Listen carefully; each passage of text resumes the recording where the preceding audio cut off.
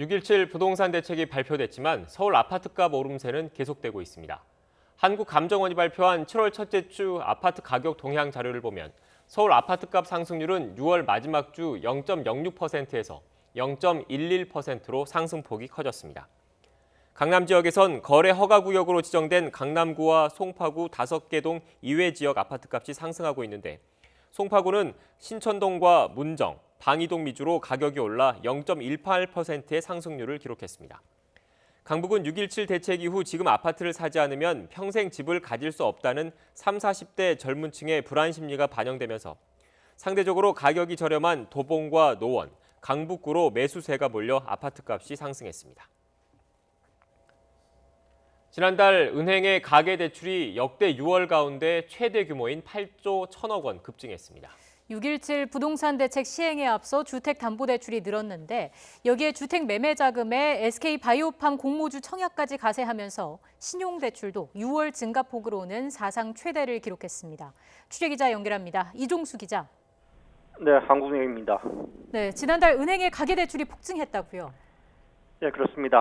한국은행은 지난달 은행의 가계대출 잔액이 929조 원 가까이까지 늘어나면서 지난 5월에 비해 8조 1천억 원이 폭증했다고 밝혔습니다.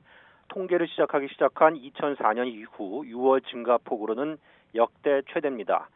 고강도 6.17 부동산 규제 조치의 실제 시행에 앞서서 지난달 주택담보대출 잔액은 685조 8천여억 원에 이르면서 5월에 비해 5조 원이 늘었습니다. 주택담보대출은 지난해 말 12, 16 부동산 대책 효과로 올해 1월 들어서 증가폭이 잠시 줄었다가 3월에 6조 원을 넘어섰는데요.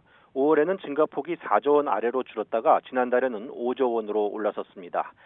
지난달에 은행 가계대출 가운데 두드러지게 는 것은 일반 신용대출과 마이너스 통장을 합친 신용대출을 포함한 가계대출입니다. 5월에 비해 3조나 늘어나면서 역대 6월 가운데 최대폭으로 증가를 했습니다. 은행 기타 대출은 어린이날 어버이날이 끼는 5월에 증가폭이 커지고 6월에는 주는 경향이 있습니다. 한은 관계자는 지난달 신용대출 급증 이유를 두 가지로 꼽았습니다. 주택담보대출을 충분히 받지 못하는 주택매매자금을 신용대출로 조달했다고 봤습니다. 여기에다가 지난달 말 SK바이오팜 공모주 청약으로 신용대출 자금 수요가 일시적으로 몰렸다고 설명을 했습니다. SK바이오팜 청약 증거금은 역대 최대인 31조 원을 기록했습니다. 반면에 가파른 상승세를 보였던 은행 기업대출은 지난달에 증가세가 눈에 띄게 꺾였습니다. 기업대출 증가 규모는 5월 16조 원에서 지난달에는 1조 5천억 원으로 급감을 했습니다. 대기업들이 2분기 말인 6월에 은행 대출금을 일시에 상환한 데다 중소기업에 대한 코로나19 대출이 줄었기 때문입니다. 지금까지 한국은행에서 전해드렸습니다.